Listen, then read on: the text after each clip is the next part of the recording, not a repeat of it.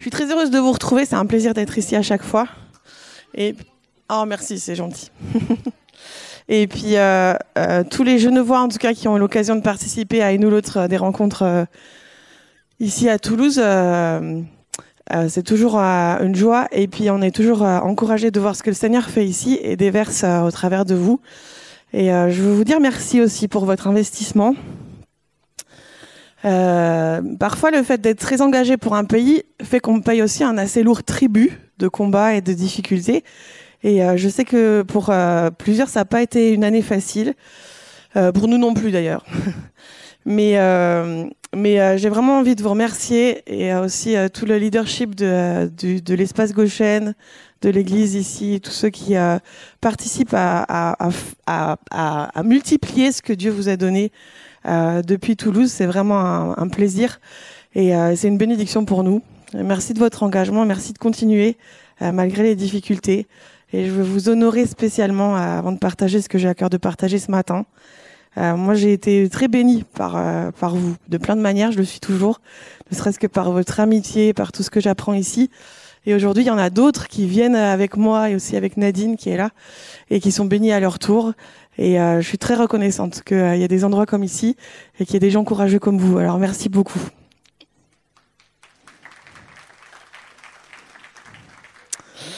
Ce que j'ai à cœur de partager ce matin, c'est un petit bout de ce que j'ai vécu dans la fin et le début de l'année. Je me suis demandé si j'allais partager ça ou autre chose. Mais finalement, j'ai vécu quelque chose qui a été assez fort pour moi. Et il me semblait qu'une part, en tout cas, de ce que j'ai vécu, c'est quelque chose que Dieu veut vous donner aussi. Donc, je vais le partager. Je vais essayer de le partager avec vous, pas trop, assez courtement.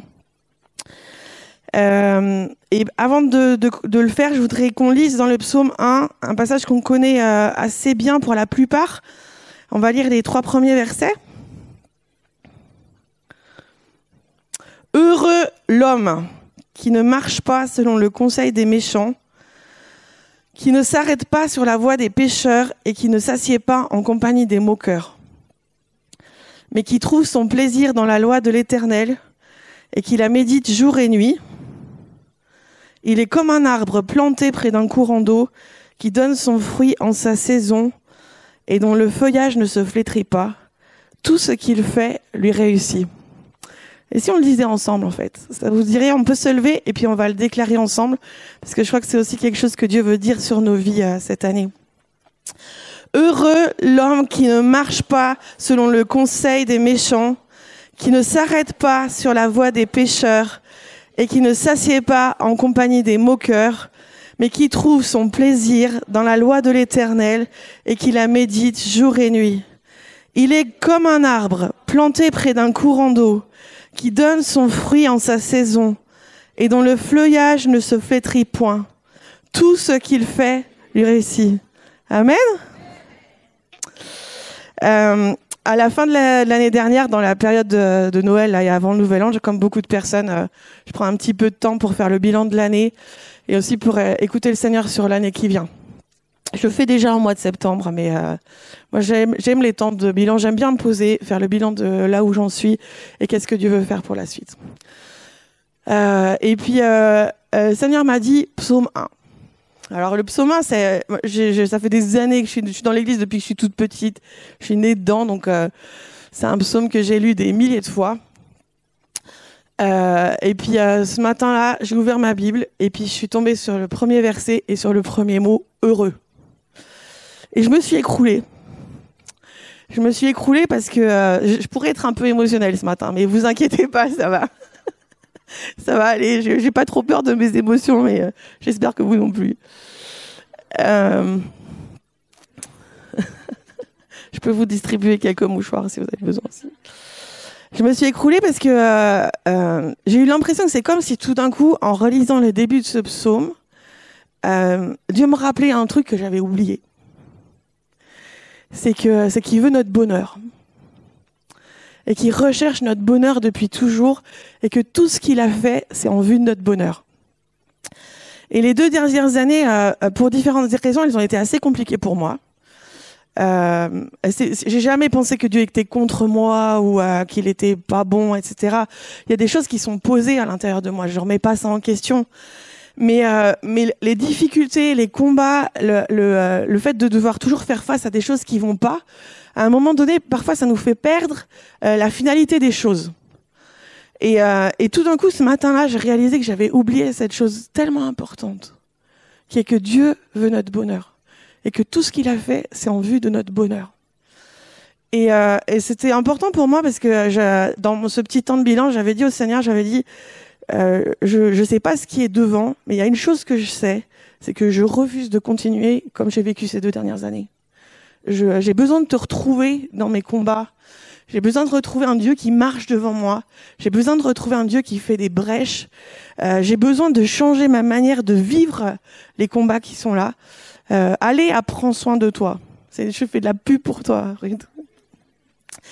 J'ai besoin de retrouver Dieu dans le concret des choses qui passent devant moi et qui montrent qu'il est là et qui combat pour nous de nouveau. Et puis aussi moi, j'ai besoin de me positionner différemment. Je veux pas continuer à vivre comme j'ai vécu les 2 années précédentes.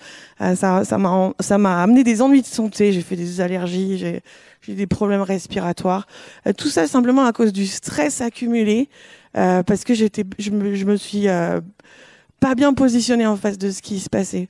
Et tout d'un coup, ce jour-là, Dieu vient et puis juste ce petit mot-là, heureux. En moi, ça a provoqué à la fois quelque chose de... ça a été une bouffée d'espoir. C'est comme si je me suis rappelé, je me suis dit, mais oui, en fait, la finalité de tout ça, c'est le bonheur, même dans nos combats, même dans nos guerres, même dans ce que tu traverses, même dans les difficultés, même dans les conflits qu'on vit. La finalité, c'est d'arriver à passer à travers pour être au bénéfice de ce bonheur que Dieu veut nous donner. Et il faut que ce soit ça qui nous porte, que ce soit pas juste la guerre qui est là et le combat qui est là, mais d'avoir en ligne de mire, d'avoir à l'horizon ce bonheur que Dieu veut nous rendre. Et du coup, d'un côté, c'était plein d'espérance pour moi, et de l'autre côté aussi, c'était plein de douleur de dire mais je veux retrouver ça, et je veux le voir un petit peu dans ma vie autour de moi d'une manière nouvelle de ce que j'ai déjà vu. C'est pas que j'ai rien vu. Et puis en plus, je me suis en lisant ce début du psaume et ce mot, je me suis rappelé aussi de Jésus qui commence le sermon sur la montagne de la même manière. Vous avez tous déjà lu Matthieu 5 et ce qu'on appelle les béatitudes. Et ça commence par quel mot? Heureux. Jésus vient, il enseigne sur le royaume et il dit heureux. Et puis il dit des choses vraiment bizarres. Parce qu'il dit pas heureux ceux pour qui tout va bien. Il dit pas heureux ceux qui n'ont que des victoires. Ou heureux ceux qui ne rencontrent jamais d'injustice.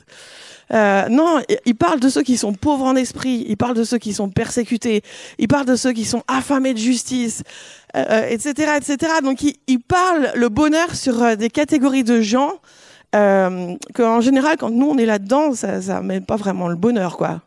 On ronchonne. Est-ce qu'on ronchonne à Toulouse? À part chez Fabienne, les autres ronchonnent.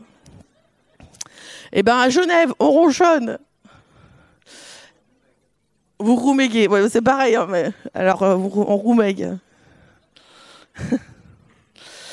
Mais le but de Dieu, c'est vraiment qu'on puisse, qu'on trouve cet endroit en lui où notre bonheur va au-delà des circonstances.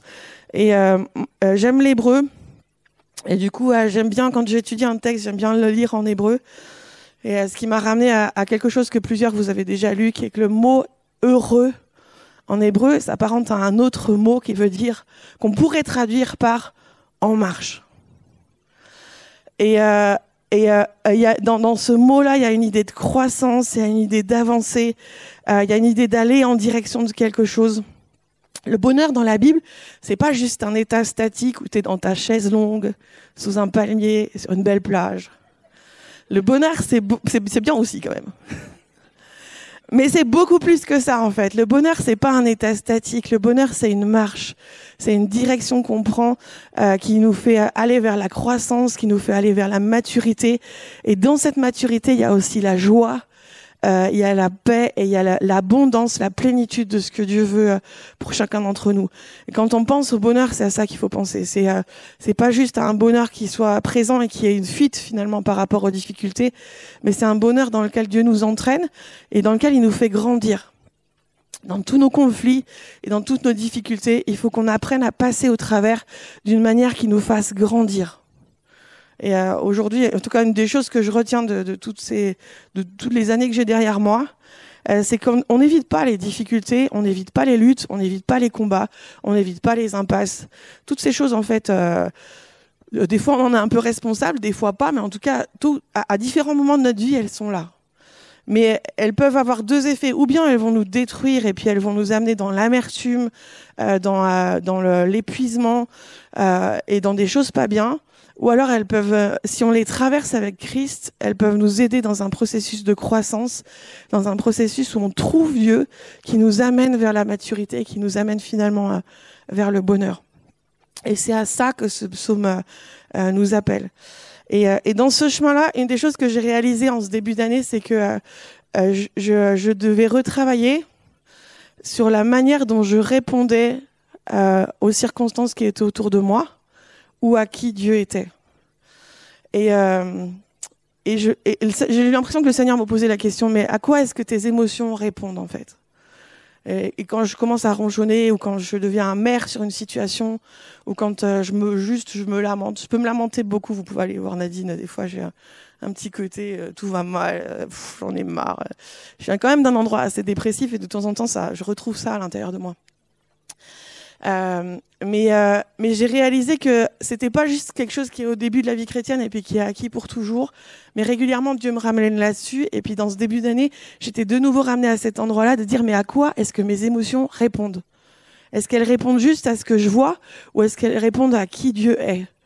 Et malheureusement, j'étais obligée de constater que dans les 2 dernières années qui étaient là, la plupart du temps, mes émotions n'ont pas répondu à la réalité de Dieu, même si je le savais. La plupart du temps, les émotions répondent à ce que je vois, qui est autour de moi, qui est compliqué. Et du coup, ça m'angoisse, c'est compliqué pour moi. Je ne sais pas comment avancer. Et une des clés que le Seigneur me donnait dans ce début d'année, c'est de dire, mais réoriente tes émotions. Apprends-leur de nouveau. Tu es responsable de ça.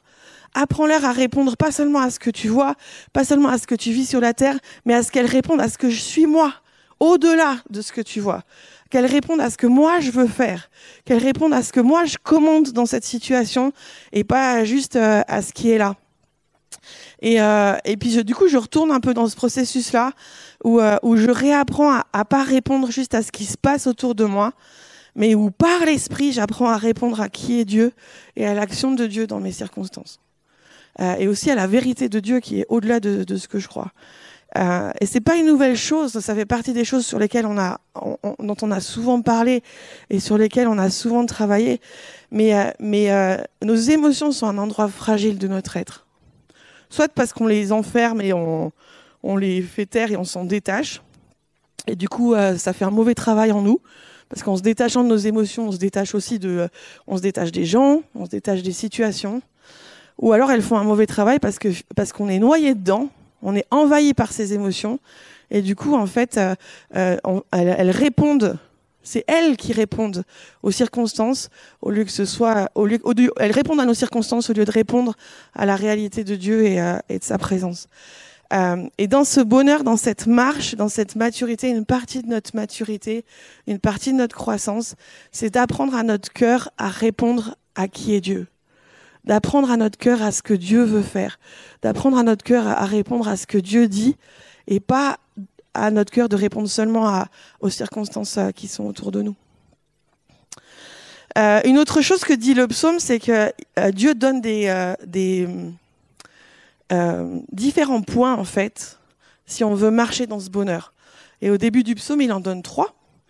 Il parle de ne pas marcher selon le conseil des méchants. Il parle de ne pas se tenir sur la voie des pécheurs et puis de ne pas s'asseoir en compagnie des moqueurs. Et j'ai pas beaucoup de temps, mais je veux juste dire un mot sur chacun de ces points, en tout cas des aspects qui me semblaient les plus importants. Et je vais commencer avec ce côté-là. Heureux celui qui ne marche pas selon le conseil des méchants. À la fin du verset 2, en fait, Dieu dit vous êtes heureux si vous faites pas ces choses-là, mais si vous mettez votre plaisir dans ma loi, si vous mettez votre plaisir en moi. Et il y a une invitation pour nous de trouver le bonheur en pas suivant juste n'importe quel conseil, mais en choisissant de suivre le conseil de Dieu. Quand Dieu parle de sa loi, il parle d'une direction qu'il nous propose. Il parle d'un chemin qu'il nous propose. Et on est invité à suivre son conseil. Et là, dans mon petit chemin avec l'hébreu, en fait, je suis retournée dans les mots aussi. Et puis j'ai redécouvert aussi que le mot conseil en hébreu, c'est pas un conseil comme si moi, je donne un conseil. Si Anne-Marie me donne un conseil, en général, la manière dont je le prends, c'est que je vais écouter ce qu'elle a à me dire. Et puis moi, je choisis ce que je veux faire, en fait. Elle me donne son avis. En général, quand quelqu'un te donne un conseil, c'est ça qu'on fait. On l'écoute, et puis selon s'il nous convient ou pas, d'ailleurs, on va le suivre ou pas. Si c'est un conseil qu'on trouve plutôt bien et qui est à notre avantage, ben souvent on a envie de le suivre. Si c'est un conseil qui me convient pas, qui me remet en question ou qui me rend pas service, ben qu'est-ce qu'on fait? On l'écoute pas, on le laisse passer. Quand Dieu parle de son conseil, il parle pas de ça. Il n'est pas en train de parler. Dieu nous donne pas un avis qu'on peut choisir de suivre ou pas. Il n'est pas en train de nous dire, ben si j'étais toi, voilà ce que je ferais. Et puis toi, tu choisis. Le conseil de Dieu, c'est beaucoup plus que ça. Et le mot en hébreu qui est traduit par conseil, c'est un mot qui pourrait être traduit aussi par plan ou par dessein ou par but. Quand Dieu partage son conseil, il partage son but. Il dit qu'est-ce qu'il veut. Il dit vers quoi est-ce que les choses doivent aller. Si on veut rentrer dans ce bonheur, si on veut rentrer dans cet endroit où on est heureux, ben voilà le plan que Dieu déroule devant nous. Voilà ses desseins, voilà ses buts, voilà ce qu'on peut suivre. Et ça m'a aussi, quelque part, je me suis dit, mais j'ai eu des temps dans ma vie où je crois que Dieu pouvait me dire n'importe quoi. Il y avait une telle passion et un tel amour dans mon cœur que je pouvais suivre aveuglément. Et puis ça m'a ramené un peu à cet endroit-là de dire, mais alors je suis toujours passionnée de Dieu, j'aime toujours Dieu. Mais aujourd'hui, je réalise qu'avec les années, parfois le conseil de Dieu, il est plus devenu un peu comme la vie d'Anne-Marie. Et puis je peux discuter. Je réfléchis en fait. Je réfléchis. Ça, c'est notre problème. On réfléchit sur les conseils de Dieu. Et Dieu nous dit, si tu veux être heureux, si tu veux que ça aille dans le bon sens, fais ça. Et nous, on pèse le pour et le contre. On commence à estimer, est-ce que c'est bien, est-ce que c'est pas bien, est-ce que je veux vraiment ça? Ah, mais qu'est-ce que ça va me coûter? C'est pas tout à fait faux. Sauf qu'il faut qu'on garde devant nos yeux que Dieu ne nous donne pas son conseil juste comme un avis. Il est en train de nous dire ce qu'il va faire. Il est en train de nous dire ce qui va se passer. Le conseil de Dieu, c'est l'endroit où Dieu décide des choses. C'est l'endroit où Dieu décide dans quelle direction les choses vont aller. C'est l'endroit où il prend ses décisions. Et si je conforme ma vie aux décisions de Dieu, si j'arrive à pas prendre le conseil de Dieu juste comme un avis, alors je vais trouver de la stabilité, je vais trouver le moyen d'avancer de nouveau. Et l'obéissance, parfois, c'est quelque chose dans nos vies qui est très fort à certains moments où on vit un réveil, on vit une expérience avec Dieu forte. Et du coup, il y a une obéissance qui naît de ça et qui est incroyable. Et puis tout d'un coup, il y a du temps qui passe, il y a des années qui passent. Et puis il y a aussi, ce que je disais tout à l'heure, il y a des temps difficiles, il y a des combats, il y a des choses qui sont compliquées. Et du coup, on commence à évaluer le conseil de Dieu. Et à réfléchir si c'est un conseil qui est approprié pour nous ou pas. Et il faut qu'on remette Dieu à sa place, en fait, qui est au-dessus. Il est au-dessus de nous, il connaît les choses. Et ici, dans cette église, comme on essaye de faire chez nous, on développe cette dimension prophétique, on désire être à l'écoute de Dieu. Mais quand on est à l'écoute de Dieu et puis que Dieu nous dit quelque chose, on ne veut pas prendre ce que Dieu nous dit et après évaluer si c'est bien ou pas. Est-ce que je crois que je veux réapprendre aujourd'hui ça. Je veux réapprendre d'être capable d'entendre le conseil de Dieu, de voir ce que ça va coûter et ce que ça va être demandé de compliqué, de voir aussi ce que ça me demande des fois de niveau de foi, mais d'être capable de dire Dieu l'a dit, je le fais. Et je veux retrouver ça parce que j'ai connu ça. Et dans cette marche vers le bonheur et vers la croissance, je crois que c'est une des choses que Dieu nous donne aussi pour cette année, c'est ce côté de redonner à son conseil la place qui lui appartient. Dans la suite de ce verset, il parle aussi de ne pas se tenir sur la voie des pécheurs, en fait. Moi, souvent, l'interprétation que j'ai entendue de ce verset, c'était de pas se tenir avec les gens. J'ai souvent entendu ça. Je ne sais pas ce que vous avez entendu de ce verset, mais c'était un peu fais attention à qui tu fréquentes, quoi. Et j'ai toujours été dérangée par cette interprétation parce que ça correspond pas du tout à la réalité de la Bible et pas du tout à la réalité du ministère de Jésus. Jésus n'a pas été du tout avec les gens qu'on estimait fréquentables. Je me suis toujours dit, mais il y a un truc qui colle pas, en fait. Et quand on lit un peu plus profondément, en fait, ce qui est dit dans ce verset, c'est plutôt un verset qui parle de s'attarder dans une direction qui est pas la bonne direction. Et là, c'est pareil, j'ai réalisé que dans ces combats, dans ces luttes, dans ces difficultés que j'avais vécues, quelque part, je me suis attardée et je me suis assis dans des choses ou dans des manières de faire ou dans des manières de répondre aux problèmes qui n'étaient pas les bonnes. Et des fois, des choses très différentes. J'ai eu des périodes où je me suis assis dans le découragement en disant, bah, ok, de toute façon, je peux rien faire. Et puis à un autre moment, on est là et ça, j'ai trouvé ça en moi. Un truc qui dit non, on va pas laisser faire. Mais où au lieu de laisser Dieu passer devant et de marcher derrière lui un petit peu un pas après l'autre, quelque part j'ai trouvé en moi quelque chose je suis passée devant moi en essayant absolument de faire quelque chose, de résoudre le problème, de résoudre une situation qui de toute façon me dépassait et dont rien ne dépendait de ce que j'étais capable de faire, en fait. J'étais pas capable de changer ça, j'étais pas capable de remporter ce combat. La victoire ne m'appartenait pas, elle appartient à Dieu.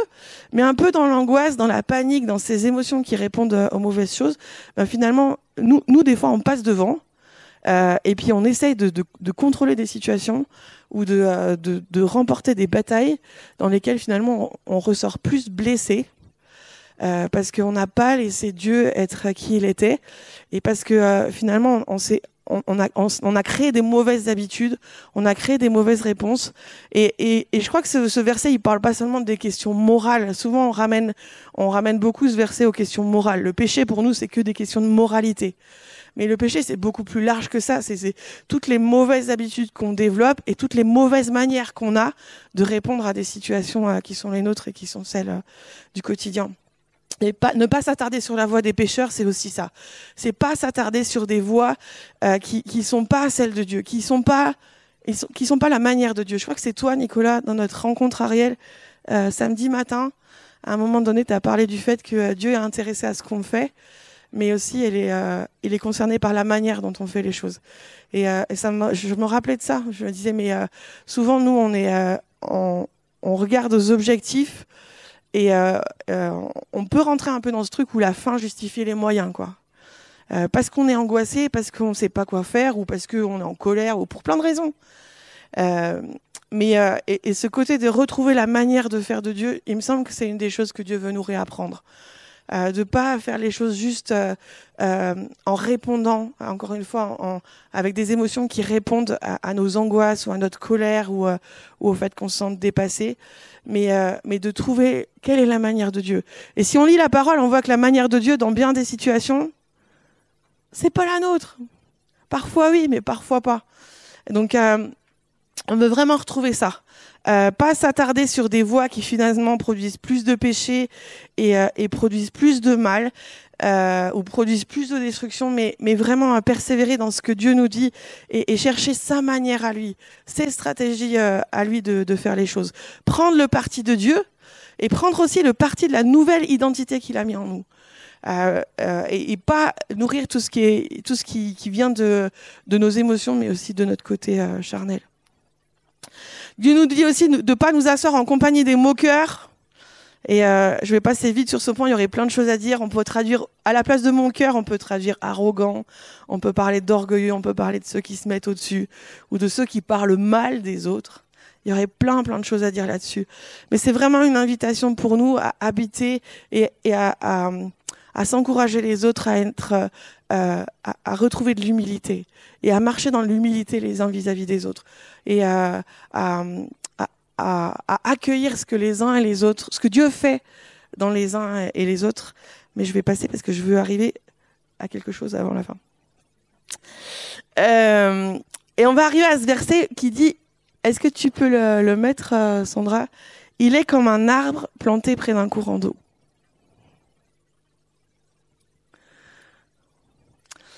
Alors, au début du mois de janvier, j'étais en train de lire ce psaume et puis je vivais tout ce que je vous ai raconté. Et puis, je me suis rappelé de quelque chose que j'ai vécu ici, en fait. Pendant l'école Melchisedec, on a eu un matin, dans la semaine où il y avait Kirk Bennett. Et qui est-ce qui était là le jour où on a vécu ce temps avec le fleuve? Il y en a plusieurs.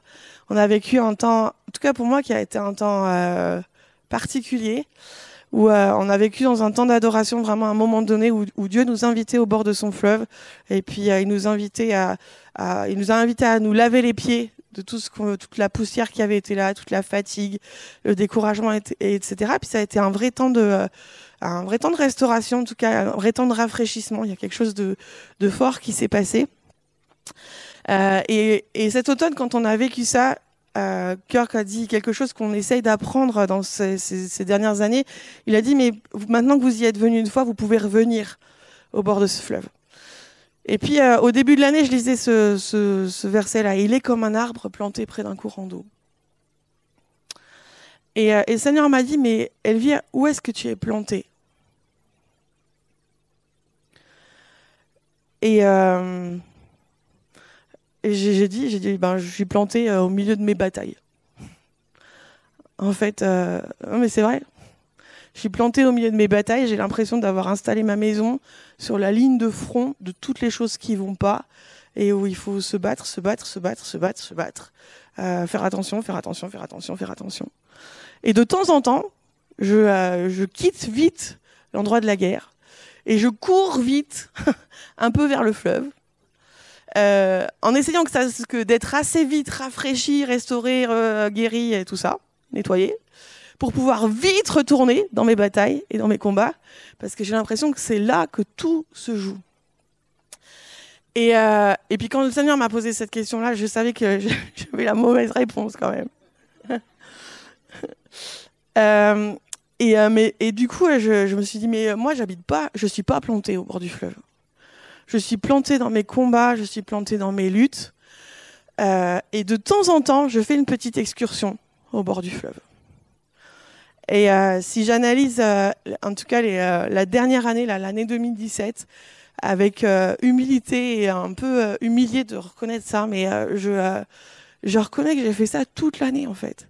Je me suis installée dans mon champ de bataille, j'ai bâti ma maison, j'ai mis une belle forteresse autour pour essayer de survivre. Et je me suis battue, et de temps en temps, hop, un petit tour dans la présence de Dieu. Et je revenais, je me battais, hop, un petit tour dans la présence de Dieu. Et je suis restée. Le fleuve ne m'a servi. Le fleuve n'était pas mon habitation. Il n'était pas là où j'étais plantée. Il était juste devenu un endroit pour survivre un peu et retourner vite dans mes combats. Et ce matin-là, le Seigneur m'a vraiment parlé par rapport au fait de dire, mais si tu veux aller de l'avant dans les combats, si on veut aller de l'avant dans la guerre qui est là, si on veut aller de l'avant dans tous les défis qui sont devant nous, on a besoin c'est pas en étant planté sur la ligne de front que tu vas y arriver. Si tu es planté au milieu du champ de bataille et que tu as tous les canons qui sont en train de résonner autour, tu trouves pas de repos, tu n'arrives pas à écouter Dieu, t'entends rien. Et ce que t'entends en plus, de toute façon, c'est juste mélangé à tes émotions et à tout ce que tu veux. En tout cas, à moi. Tant mieux si vous êtes différents. Et tant pis pour moi. Mais moi, j'entends rien si je suis au milieu de tous mes trucs. Et j'ai réalisé que j'avais fait ça toute l'année, en fait. Et que la présence de Dieu ou le fleuve, c'était l'endroit où je faisais un petit peu des excursions rapides pour survivre là où il me semblait que tout se jouait. Et quand Dieu dit, il est comme un arbre planté auprès des courants d'eau, j'ai senti vraiment que le Seigneur me disait, mais il faut que tu changes d'habitation. Tu dois arrêter d'habiter sur la ligne de front. Tu dois arrêter d'habiter sur le champ de bataille. Reviens habiter au bord du fleuve. Fais ta demeure là, plante-toi là, établis-toi là. Et puis depuis là, moi je vais t'envoyer. Depuis là, moi je te dirai. Parce que c'est pas qu'il n'y a pas de combat à mener ou qu'il n'y a pas de guerre à remporter, il y en a plein. Mais l'endroit à partir duquel ça doit se faire, ça peut pas être en étant juste là, au milieu des batailles, et puis avec de temps en temps un petit truc où on fait en sorte que Dieu nous redonne des forces pour revenir dans nos batailles. Et pour moi, c'est comme s'il y a quelque chose qui s'est inversé ce matin-là. Je me suis dit, mais je dois changer mon style de vie de cette dernière année. J'ai plus de batailles. Je crois que ce qui s'est passé, c'est que j'ai fait face à plus de batailles et plus de problèmes qu'avant. Et du coup, j'ai eu l'impression que c'est comme si je suis devenue captive de ça. Et je crois que certains d'entre nous, on est devenus captifs de nos batailles et on est devenus captifs de nos combats. Et au lieu d'être environnés de la présence de Dieu qui nous permet, qui nous donne les forces pour aller nous battre quand il faut, on est en captivité et on est emprisonné dans les batailles, on est emprisonné dans nos combats. Et du coup, on n'arrive plus à entendre ce que Dieu nous dit. On n'est plus accessible vraiment aux autres non plus. Et on finit par perdre nos batailles, en fait. Et ça, c'est la chose qui a brisé mon cœur, c'est ça, c'est de réaliser que en faisant les choses dans le mauvais ordre, à la fin, le risque, c'était que j'allais perdre les batailles et les guerres dans lesquelles je m'étais impliquée. Et je crois que dans cette année, quand j'ai reçu ce mot-là, heureux et tout ça, je sentais que Dieu disait, mais cette année, c'est vraiment un temps différent. C'est un temps de libération. C'est un temps pour la restauration du peuple de Dieu. C'est un temps pour que le peuple de Dieu retrouve la victoire. C'est un temps pour qu'il soit plus captif. Il y aura des guerres, il y a des batailles, il y en a plein, il y en aura sûrement plus. Mais pour pas être captif de ça.